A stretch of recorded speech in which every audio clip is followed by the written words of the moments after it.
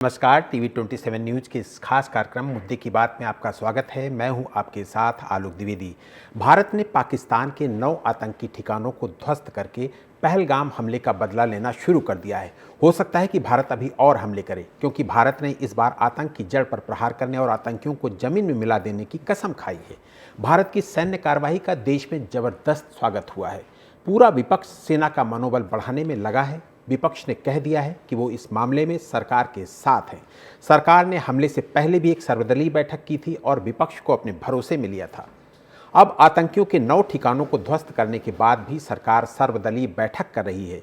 इस बैठक की अध्यक्षता रक्षा मंत्री राजनाथ सिंह कर रहे हैं। हो सकता है कि इस बैठक में सरकार विपक्ष को आगे की रणनीति के बारे में बताए और उसकी राय ले। विपक्ष के नेता सर्वदलीय बैठक में पीएम मोदी की उपस्थिति की उम्मीद कर रहे हैं। पिछली बैठक में पीएम मोदी सर्वदलीय बैठक में नहीं थे। विपक्ष का कहना है कि जब लोकसभा और राज्यसभा के नेता प्रतिपक्ष बैठक में मौजूद रह रहे हैं तो पीएम को भी इस बैठक में उपस्थित होना चाहिए। भारत पाकिस्तान के बीच अभी बहुत कुछ होना बाकी है। कश्मीर के कई सेक्टर्स में पाकिस्तानी सेना पिछले 14 दिनों से लगातार फायरिंग कर रही है। उसके ये हमले बढ़ते ही जा रहे हैं। कल तो पाकिस्तान ने भारतीय आबादी वाले इलाकों में जबरदस्त फायरिंग की और उसके बाद से हालात और ख़राब होते चले जा रहे हैं।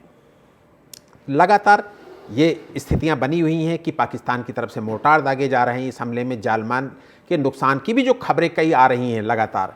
15 से ज़्यादा लोगों की मौत हो चुकी है और 50 से ज़्यादा लोग घायल हो चुके हैं। देश इस समय नाजुक स्थिति से गुजर रहा है। आतंकी संगठनों के ठिकानों को ध्वस्त करने के साथ साथ भारत को पाकिस्तान के इन हमलों का भी करारा जवाब देना पड़ेगा। भारत की जवाबी कार्रवाई से पाकिस्तानी सेना को पीछे हटना पड़ेगा, इसे लेकर कोई संदेह नहीं है। लेकिन ये कार्रवाई दोनों देशों को पूर्ण युद्ध की ओर भी ले जा सकती है। भारत को जिम्मेदारी से कदम उठाना होगा और ये जिम्मेदारी अकेले सरकार की नहीं होगी। सभी राजनीतिक दलों को इसमें सहभागिता करनी पड़ेगी। इसलिए सर्वदलीय बैठक की संवेदनशीलता काफ़ी बढ़ जाती है। ऐसे में सवाल ये उठता है कि क्या पाकिस्तान पर आगे की कार्रवाई के लिए सरकार को विपक्ष का साथ मिल पाएगा? क्या सरकार और विपक्ष पाकिस्तान के साथ पूर्ण युद्ध की ओर बढ़ने पर सहमत होंगे? क्या विपक्ष सरकार से पाकिस्तान अधिकृत कश्मीर पर कब्जा करने की मांग करेगा? क्या सीमा पर पाकिस्तान की गोलाबारी का माकूल जवाब देने पर सहमति बनेगी? क्या विपक्ष सरकार की सैन्य, कूटनीतिक और विदेशी रणनीति से सहमत हो पाएगा? ये तमाम अहम सवाल जिनका जवाब अपनी इस चर्चा में तलाशने की कोशिश करेंगे। हमारे साथ तमाम खास मेहमान भी जुड़ने वाले हैं। चूंकि ये मुद्दा काफ़ी गंभीर हो गया है और भारत की और पाकिस्तान के बीच लगातार जो तनाव जारी है उसको लेकर अंतर्राष्ट्रीय स्तर पर भी चर्चा शुरू हो गई है। दुनिया के तमाम देशों की प्रतिक्रियाएं आनी शुरू हो गई हैं। दुनिया के तमाम देश, चाहे वो भारत की तरफ से या फिर पाकिस्तान की तरफ से, प्रतिक्रियाएं दे रहे हैं।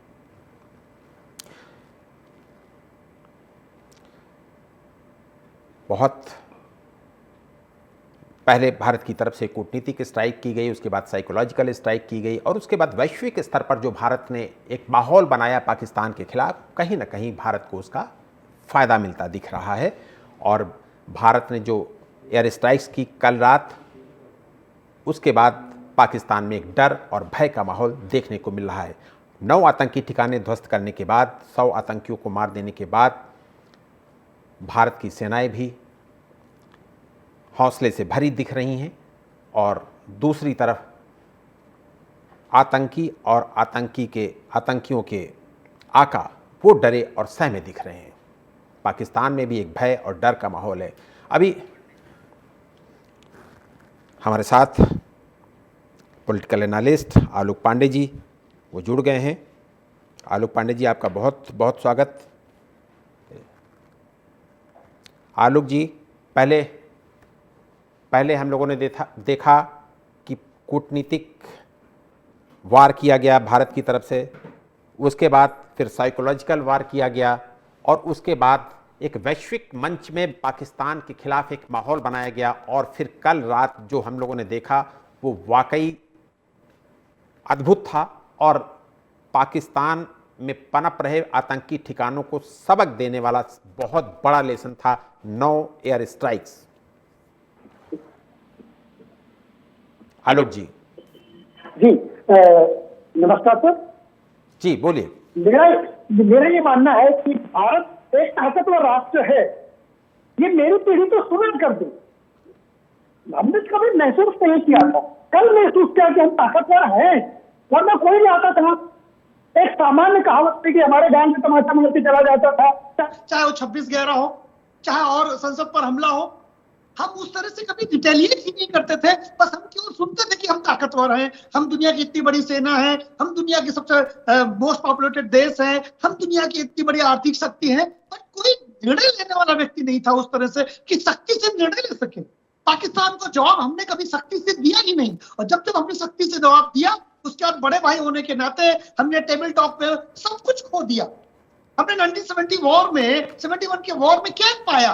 पीओके नहीं मिला, गिलगित बाल्टिस्तान नहीं मिला। तो जो कल हुआ, ये हमें बताता है कि अब वो बदला हुआ भारत है, कॉन्फिडेंट भारत है। पूरे भारत में जो गैर पढ़ा लिखा वर्ग है, अंगूठा टेक है, इवन देन मेरे घर में एक व्यक्ति काम करता है, थोड़ा मंदबुद्धि भी है, वो भी मोदी की जय और उन्होंने स्ट्राइक कर दिया और खुश हो रहा है। तो खुशी का आलम यह है, जिसके पास कम दिमाग है, वहां से लेकर के भारत का आम जनमानस अपने आप को उससे जुड़ा हुआ महसूस कर रहा है। जो शुभम द्विवेदी की दुखद हत्या हुई, वो क्योंकि मेरा रिलेटिव भी है, तो उस परिवार को जो सुख मिला, सुकून मिला, वो पूरे भारत ने महसूस किया। उस जो बेटी ने महसूस किया, तो पूरे भारत ने महसूस किया। और पाकिस्तान की वो जो नीति है कि हमने तो गिरा दिए, डिफेम करने वाली, झूठ बोलने वाली बातें, वो एक्सपोज होकर के बाहर आ रही हैं। लेकिन मेरा मानना है कि पाकिस्तान जिस तरह से मोर्टार गिरा रहा है, वो और रिटेलिएट करेगा, क्योंकि पाकिस्तान की सेना पाकिस्तान में मुंह दिखाने लायक नहीं रह गई है। इसलिए भारत को आगे उसके रिटेलिएशन के लिए तैयार रहना चाहिए। जी बिल्कुल, हमारे साथ राज शर्मा जी भी जुड़े हुए हैं, कांग्रेस प्रवक्ता हैं। राज शर्मा जी, भारत ने जो दमखम दिखाया उससे कांग्रेस खुश है?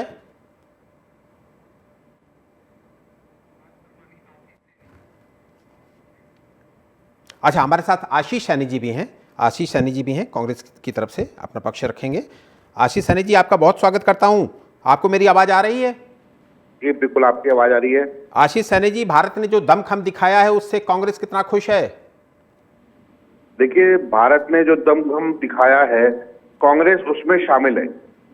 ये कहना कि कांग्रेस कितना खुश है, कितना खुश नहीं है, ये भारतीय जनता पार्टी का वो एजेंडा है जिसको वो प्लेस करना चाहते हैं। वो बार बार ये कह रहे हैं कि कांग्रेस के लोग हमारा साथ दे, कांग्रेस खुश है या नहीं है, और कांग्रेस ऐसे है। वो कांग्रेस को अलग क्यों मानते हैं? यदि प्रधानमंत्री मोदी, अब उससे मैं 2-3 सवाल पूछ लूंगा, तो प्रधानमंत्री के पास जवाब नहीं है। मैंने उनसे कहा कि पाकिस्तान के साथ उद्योग करने वाले, कारोबार करने वाले लोग आपकी पार्टी के, आपके फाइनेंसर हैं, आप उन्हें कब हटाएंगे या कब उनको पाइल अप करेंगे? उसके बाद कोई जवाब नहीं दिया।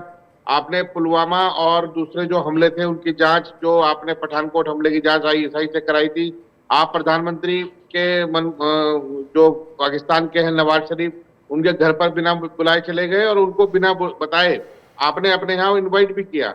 तो ये सारी चीजें देखो, ये बात कहना भी इस वक्त, और खासकर इस वक्त जब देश का जो हमारा सबसे बड़ा दुश्मन देश है, उसके साथ हमारी एक अघोषित लड़ाई शुरू हो चुकी है, तब बार बार इस सवालों कहना कि कांग्रेस है या नहीं है, इसका मतलब बीजेपी की मेंटेलिटी ये है कि जो लाशों पर बैठकर लोग राजनीति करने की है, और ये बड़ी गिरी हुई मानसिकता है। हमें शर्म आती है कि ऐसे लोग सत्ता में बैठे हुए हैं। तो पहली चीज तो ये है। दूसरा देश की सेना को देश के प्रधानमंत्री ने बिल्कुल फ्री किया है कि आपको जहां जो लगता है वो आप कीजिए, हम आपके हर निर्णय के साथ खड़े हैं, और वो पूरा देश उसके साथ खड़ा है। और सेना बहुत बढ़िया जवाब दे भी रही है, बशर्ते कि इसमें क्रेडिट लेने की होड़ होने वाले शामिल, जो अपने आप को कर रहे हैं, ऐसे गिद्ध शामिल ना हो, तो सब कुछ बिल्कुल ठीक। और आज पाकिस्तान की स्थिति ऐसी है, जैसे अभी हमारे पांडे जी ने बताया, कि करो या मरो, या तो वो बॉर्डर पर क्रॉस बॉर्डर फायरिंग करेंगे तो इधर से जवाब मिलेगा, और नहीं करेंगे तो वहां पे उनके पिटने के हालात हो रखे हैं।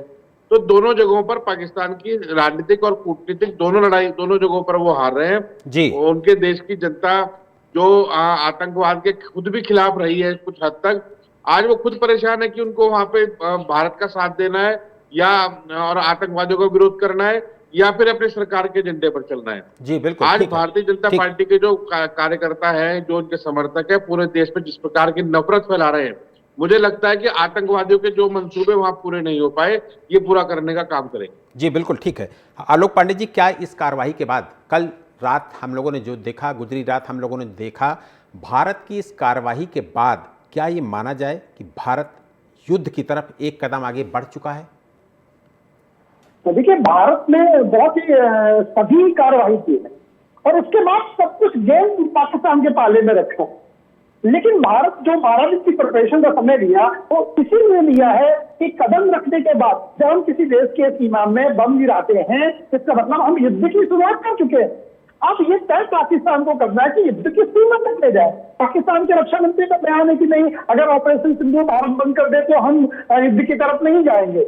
अब वो नहीं जाएंगे या वो नहीं जा सकते हैं प्रत्यक्ष रूप से, ये उनको तय करना है। लेकिन भारत युद्ध के लिए तैयार है और मेरा अपना मानना है कि जिस तरह से पाकिस्तान पिछले 75 सालों से जब से आजादी मिली, जिस तरह उन्माद भारत के साथ है, भारत के साथ नफरत के बीच बोए है, पाकिस्तान सेना को अपना सम्मान प्राप्त करने के लिए भारत के साथ कम या ज्यादा वो युद्ध में इन्वॉल्व होना पड़ेगा। क्योंकि देश की जो पाकिस्तान की जनता है वो कहीं न कहीं पर पाकिस्तान की सेना से वो सम्मान जो उसे देती है वो देना बंद कर देगी। इसलिए भारत को युद्ध के लिए तैयार रहना चाहिए। पाकिस्तान की इस बात पे बिल्कुल भरोसा नहीं करना चाहिए कि ऑपरेशन सिंदूर अगर बंद कर दे भारत तो वह युद्ध नहीं करेगा। पाकिस्तान युद्ध करेगा ही करेगा। इस बात की तैयारी के साथ हम लोग युद्ध पर आए हैं और मुझे ऐसा लगता है कि पाकिस्तान का जो चाल चरित्र और चेहरा है उस पर कभी भरोसा नहीं करना चाहिए। और दूसरा, अगर वो युद्ध न भी करें तो फिर हमें ऑपरेशन सिंदूर जो एक साथ हमने 9 जगह स्ट्राइक की है, ये दुनिया में पहला ऑपरेशन है। थर्ड लेवल पर यह फर्स्ट टाइम है जब एक साथ इतनी लगभग 100% एक्यूरेसी के साथ 9 ऑपरेशन किए गए हैं। लेकिन ये गर्म तवा में थोड़ा सा पानी जैसा है। मेरे या मिस्टर जी ने लोगों को ऐसा लगता है कि नहीं, तवा अभी ज्यादा गर्म है और पाकिस्तान को ज्यादा दंड देने की जरूरत है। तो अगर पाकिस्तान कुछ नहीं बोलता है तो मैं मानता हूं कि अगली स्ट्राइक के लिए भारत तैयार होगा। अभी आतंकवादियों के जो कैंप है वो पूरी तरह से कहा 9 कैंप में थोड़ी आतंकवादी होंगे, 30,000 मदरसे हैं, तो उसको और भी दंडित करने की जरूरत है। और जब भारत के प्रधानमंत्री ने प्रॉमिस किया कि पाकिस्तान को मिट्टी में मिला देंगे तो मैं मानता हूं ये शुरुआत मात्र है, अभी अंत तो कुछ दूसरा ही लिखा जाएगा। जी बिल्कुल। आशीष सैनी जी, जब भी इस तरीके के मुद्दे होते हैं, जब भी राष्ट्रीय मुद्दे होते हैं, कांग्रेस हमेशा सरकार के साथ खड़ी रहती है, इसमें कोई दो राय नहीं है, कोई शक व शुबा नहीं है। लेकिन देश के अंदर तमाम जो नेता है ना आपकी पार्टी के, ऐसे ऐसे बयान देते हैं कि उससे जो प्रतिबद्धता है आपकी वो कहीं ना कहीं उस पर सवाल खड़े होने लगते हैं। आशीष जी। नहीं, जी मैं आपको केवल 2 सेंटेंस में अपनी बात रखूंगा जिसमें इसका जवाब शामिल होगा। जब हम कोई सवाल पूछते हैं, हो सकता है वो सवाल 2 लोगों से है। हमारा देश की सरकार यानी जो भारत सरकार है और देश की सेना है उस पर पूरा भरोसा है और हम उसके साथ खड़े हैं। लेकिन देश की एक पॉलिटिकल पार्टी जो सरकार चला रही है उस पर हमें जब कहीं सवाल खड़ा होता है तो हम सवाल उस पर करते हैं। दोनों को एक साथ मिलाने की कोई जरूरत नहीं है कि अगर बीजेपी ने महंगाई, भ्रष्टाचार, बेरोजगारी और तमाम मुद्दों पर हमारे सवाल है तो हमारा सवाल ये भी है कि जब बार बार ये बात आपके प्रवक्ता क्यों कह रहे हैं कि कांग्रेस हमारे साथ खड़ी होनी चाहिए। ये जो देश को आजाद कराने से लेकर आज हमारी सेना उनको माकूल जवाब दे पा रही है, तो ये तो हमारा काम है। इसमें बीजेपी तो कहां से आई? बीजेपी तो बाद में आई है। इनको तो आजादी भी 2014 के बाद मिली और तिरंगा भी इन्होंने 2002 में पहली बार लगाया। तो इनका देश के प्रति इतना कोई खास है नहीं। लेकिन हम ये कह रहे हैं कि बार बार ये कह रहे हैं कि जब भी देश की सुरक्षा का मामला आया, चाहे जब इंदिरा गांधी जी थी या कोई और भी व्यक्ति रहे वो प्रधानमंत्री, तो विपक्ष हमेशा देश की सरकार के साथ खड़ा था, खड़ा है और खड़ा रहेगा। आज हम विपक्ष में तो हम साथ खड़े, कल कोई और विपक्ष में होगा वो भी साथ खड़ा होगा। तो हमें अपने देशवासियों पर, अपने सांसदों पर, पार्टियों पर, किसी पर कोई संदेह है ही नहीं। बिल्कुल इसमें तो सोचने की भी जरूरत नहीं है। लेकिन कुछ भाषणों को, कुछ वक्तव्यों को जबरदस्ती अगर आप इस तरह के वो बोलेंगे कि हम भाजपा का विरोध करेंगे तो हम देशद्रोही है, इस तरह की मानसिकता पाकिस्तान के आतंकवादियों को सपोर्ट करती है। और देश में नफरत का जो माहौल इन्होंने, ये बात छुपी नहीं है सर कि देश में नफरत का माहौल, मुसलमान के विरोध का माहौल इन्होंने लगातार बनाया और लगातार बना भी रहे हैं, अब भी कर रहे हैं। आज भी मेरे सोशल मीडिया पर ये लोग हमें इस तरह की बातें लिखते हैं, इनके ट्रोल 2-2 रुपए के ऐसी बातें लिखते हैं कि आपको लगता है कि ये लोग ना भाजपा के पक्ष में, ना कांग्रेस के, ना देश के। जी ठीक है। अविरल मलिक बीजेपी प्रवक्ता वो भी हमारे साथ जुड़ गए हैं। अविरल जी, आपका स्वागत करूंगा। अविरल जी, सर्वदलीय बैठक को लेकर कई छोटे दलों को नाराजगी है, क्योंकि आज सर्वदलीय बैठक बुलाई गई है, उनमें से कई छोटे दलों को नहीं बुलाया गया है। राष्ट्रीय लोकतांत्रिक पार्टी के नेता और नागौर से सांसद हनुमान बेनीवाल, उन्होंने नाराजगी भी जताई है। ऐसे मुद्दों पर जब पूरा देश एक है तो ऐसी गलती, ऐसी चूक कहाँ हो गई जो कुछ पॉलिटिकल पार्टीज को नहीं बुलाया गया? नहीं, देखिए, जहां तक विषय है पॉलिटिकल पार्टीज को बुलाना ना बुलाना, सर्वदलीय में निश्चित रूप से हम सबको एक साथ लेकर चलते हैं। और जहां तक आशीष जी का पहले एक बार उत्तर दे देता हूं, जिस प्रकार से आपने पहले भी कांग्रेस वक्ता बनाते हैं, आशीष जी कह रहे हैं कि नफरत जा रही है, नफरत का देश में खोलने का काम किया जा रहा है। जी आप सुने क्यों सुने, तब से लगातार बोल रहे थे, आप लगातार नहीं, आप लगातार बोल। इतनी नीच मानसिकता के साथ आप यहाँ बैठते हैं, अरे शर्म कीजिए। आपने क्यों नहीं बुलाया हनुमान बेनीवाल जी को या किसी भी अन्य सांसद को? जब आपने सर्वदलीय बैठक बुलाई है तो सबको बुलाइए ना। या आरएसएस के एजेंडे पर चलेंगे अब भी? ये जो आरएसएस की सोच आप लेकर घूमते हैं, ये आरएसएस सबसे बड़ा देशद्रोही संगठन है।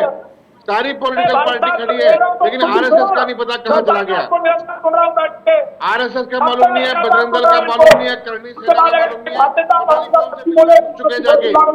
ये जो 2 रुपए के टोल जैसा काम तो आप कर रहे हो, सुबह तो फिर सब आप नफरत बोलते हैं, आप नफरत फैलाने वाले लोग हैं, आप देश में जहर घोलने वाले लोग हैं, आप संविधान को अपमान करने वाले लोग हैं। रॉबर्ट वाड्रा के बयान पर बोलिए ना, बोलिए रॉबर्ट वाड्रा के बयान पर, अखिलेश यादव के बयान पर, अखिलेश प्रसाद के बयान पर, सिद्धारमैया के बयान पर, अपने राज्य के मुख्यमंत्री कर्नाटक के मुख्यमंत्री के बयान पर आपको बोलना चाहिए। शर्मा से आप शहीदों का ठीक है। हमारे साथ शेख जिलानी साहब जुड़ गए हैं, राष्ट्रीय प्रवक्ता हैं एनसीपी अजीत पवार गुट के। आपका बहुत स्वागत करूंगा शेख जिलानी साहब। शेख जिलानी साहब, आपकी पार्टी का जिस राज्य में प्रभाव है, सबसे ज़्यादा आतंकवाद भी उसी राज्य ने देखा है। मुंबई हमला कोई नहीं भूल सकता, 26/11 कोई नहीं भूल सकता है। ऐसी परिस्थिति में आपकी पार्टी का क्या स्टैंड है? आपने सही कहा, हमने बहुत आतंकवाद झेला है, लेकिन यहाँ बात सिर्फ एक राज्य की नहीं है, ये पूरे देश की बात है और देश की एकजुटता की बात है। 26/11 का आतंकवाद महाराष्ट्र ने, मुंबई ने देखा है और उसे झेला पूरे देशवासियों ने है, और अब भी जो आतंकवाद हो रहा है ये पूरा देशवासी झेल रहे हैं। इसमें हमारी पार्टी का बहुत क्लियर स्टैंड है कि हम सरकार के साथ हैं। सरकार ने जो भी कदम अभी तक उठाए हैं इस आतंकवाद को मिटाने के लिए, अभी रिसेंटली जो आतंकी कैंप पर हमला किया गया भारतीय फ़ौज के द्वारा, उसके हम पूरी तरह से साथ हैं। और आगे भी अगर भारत सरकार कोई इन आतंकियों के खिलाफ कार्रवाई करेगी, पाकिस्तान के खिलाफ कार्रवाई करेगी, अपनी देश की हिफाजत के लिए, सुरक्षा के लिए, अपने नागरिकों की सुरक्षा के लिए जो भी कार्रवाई करेगी, हम पूरी तरह से उसमें सरकार के साथ हैं। जी बिल्कुल। आलोक पांडे जी, आपको याद होगा जब बालाकोट हमला हुआ था तब आम आदमी पार्टी ने उसके सबूत मांगे थे, लेकिन इस बार हमारी फौजों ने बहुत स्पष्ट वीडियो बनाए हैं कि लीजिए सबूत। नहीं, अब फौज क्या करे, फौज को इंटरनली भी हमारे जो नेता हैं उनको संतुष्ट करना पड़ता है, ये दुर्भाग्य की बात है। और उसमें कांग्रेस भी शामिल थी जब उससे मांगा था, कहीं न कहीं पर प्रत्यक्ष रूप से। और दूसरा, अभी राशिद अल्वी जी का एक बयान है कि चल रहा है सोशल मीडिया में कि वहां जो मरे हैं वो क्या प्रमाण है कि आतंकवादी है। तो अभी मरने वालों में भी भारत की तरफ से कांग्रेस पार्टी के एक नेता ने कहा कि प्रमाण क्या है कि आतंकवादी है। तो अब मुझे लगता है कि क्या आतंकवादी के गले में टैग डाला जाए, जियो टैग होना चाहिए, और फिर उससे पता लगाया जाए। जब पाकिस्तान का मीडिया रो रहा है, पाकिस्तान के सारे लोग बता रहे हैं, फिर भी भारत के अंदर से अगर कोई इतनी बड़ी पार्टी है और वो पार्टी का एक नेता ये कहता है कि क्या प्रमाण है कि आतंकवादी ही मरे, ये पाकिस्तान को सपोर्ट करता है। और जैसा आपने अभी कहा था कांग्रेस के हमारे भाई से कि कम से कम कांग्रेस ऊपर लेवल पर तो सपोर्ट कर देती है। ठीक है, कहीं ना कहीं पर गलत। ठीक। आशीष सनी जी, राशिद अल्वी जी का चूंकि नाम ले लिया तो इसलिए मैं आलोक पांडे जी को यह भी बताना चाहूंगा। आशीष जी, ये आपकी तरफ से मैं बताना चाहूंगा, आपसे पहले, उसके बाद आप बोल दीजिएगा। राशिद अल्वी जी ने यह भी कहा है कि भारत के पास ये सुनहरा मौका है कि पीओके को भारत में मिला लिया जाए। उस बयान पर भी चर्चा होनी चाहिए और मुझे लगता है आशीष सनी जी इस पर आप डिटेल से बताएंगे। जी देखिए, राशिद अल्वी जी बड़े नेता है, उनके बयान को पूरा देश सुनता है, लेकिन जिस वक्त ये घटना हुई इसके तुरंत बाद एक डिबेट में मैंने भी खुद ये कहा था कि इस वक्त उन आतंकवादी भी इलाज हो, उनके जो भेजने वाले उनका भी इलाज हो, साथ में पाकिस्तान ऑक्युपाइड कश्मीर की जो छोटा सा क्षेत्र है इसको भी अब की बार घेर लिया जाए, क्योंकि यूनाइटेड नेशन ने कभी भी हमारी इस मांग पर गौर नहीं किया। हमने कहा कि या तो ये बाइलेटरल टॉक है, यानी द्विपक्षीय बात होगी, तीसरे पक्ष को हम नहीं घुसाएंगे, और कश्मीर क्योंकि भारत में शामिल हुआ तो कश्मीर हमें पूरा का पूरा चाहिए। नंबर एक बात। दूसरी बात जो मैंने कही, अभी पांडे जी ने भी उस बात को कोट किया है कि किस प्रकार से जब पहले भी युद्ध हुए हैं तो हमें जनता को गुमराह कर रही आपका एकमात्र उद्देश्य है। ठीक है, ठीक। अविरल जी, आशीष जी की बात खत्म हो जाए उसके बाद सीधे आपके पास आऊंगा। हाँ, तो जब पहले भी देश में युद्ध की स्थिति बनी तो पूरे देश ने एक साथ खड़े होने का काम किया है, और करना भी चाहिए। ये कोई बहुत हमारे लिए कोई बहुत बड़े टैग की बात नहीं है, ये हमने कोई विशेष कार्य नहीं किया, ये हमारी जिम्मेदारी बनती है। दूसरी बात ये है कि आज के समय में, अभी बालाकोट का जिक्र किया पांडे जी ने, उन्होंने कहा कि बालाकोट के समय में प्रूफ मांगे थे। बालाकोट के समय में हमने तब प्रूफ मांगे जब भारतीय जनता पार्टी के लोग अलग अलग राज्यों में, अलग अलग जिलों में जाकर अलग अलग बयान देने लगे। तब हमने पूछा भाई पहले तय कर लो और आपस में बता दो कि क्या तय करना है, कितने मारे हैं कितने नहीं मारे हैं। तब ये बात उठी, और इन्होंने उसको गलत तरीके से लिया कि आप सबूत मांग रहे हैं। हम सबूत नहीं मांग रहे, आप पहले अपने नेताओं की मीटिंग बुला के उन्हें समझा दीजिए कि कितनी संख्या बोलनी है और क्या बोलना है। उस वक्त ये दिक्कत आई। बिल्कुल। आज देश में इतना नहीं, बस छोटी सी बात रह गई। अभी ये जो 9 ठिकानों पर जो इनका आतंकवादियों का इलाज हुआ है, बाकायदा भारत सरकार के एक अधिकारी और 2 महिला बड़े पुलिस जो सेना के अधिकारी वहां बैठे, उन्होंने पत्रकार वार्ता की और देश को उनके हर शब्द पर भरोसा है। इस तरह की चीज होगी तो ठीक है, लेकिन अगर भारतीय जनता पार्टी के दुमछल्ले नेता गली गली में जाकर अलग बयान देंगे तो सवाल तो खड़ा हुआ कि आप एग्जैक्टली कहना क्या चाहते हो। सवाल आपको करना चाहिए, आपसे हाथ जोड़ के करबद्ध निवेदन रहेगा। ठीक है शेख जिलानी साहब, बहुत इंपॉर्टेंट यह है, क्या इस जो कुछ भी चल रहा है, कल हम लोगों ने देखा रात में जो कुछ भी हुआ, क्या भारत अब एक कदम युद्ध की तरफ आगे बढ़ चुका है? क्योंकि हालात ऐसे बनते चले जा रहे हैं।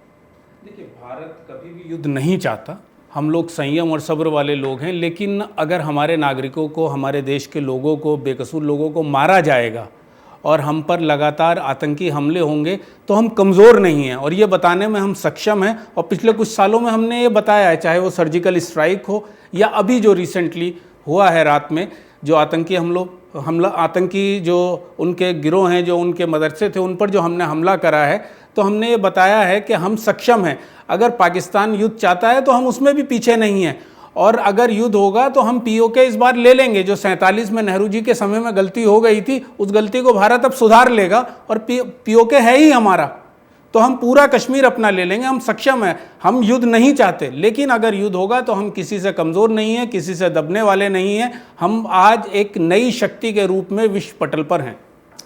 ठीक है, वक्त हमें इतने की इजाज़त देता है। शेख जिलानी साहब, आपका बहुत शुक्रिया करूंगा। अविरल मलिक, आपका भी बहुत शुक्रिया करूंगा। आलोक पांडे जी, आपका भी बहुत बहुत शुक्रिया करूंगा। और आशीष जी, आपका भी बहुत शुक्रिया करूंगा। रक्षा विशेषज्ञों का साफ मानना है कि भारत और पाकिस्तान के बीच अभी बहुत कुछ होना बाकी है। अभी जो हुआ है वो केवल ऑपरेशन सिंदूर का पहला भाग है। ऐसे में सर्वदलीय बैठक में पूरे विपक्ष का सरकार के साथ सहमत होना बेहद ज़रूरी है। मुद्दे की बात में आज इतना ही। देश और दुनिया की तमाम खबरों को देखते रहिए TV27 न्यूज़ के साथ। नमस्कार।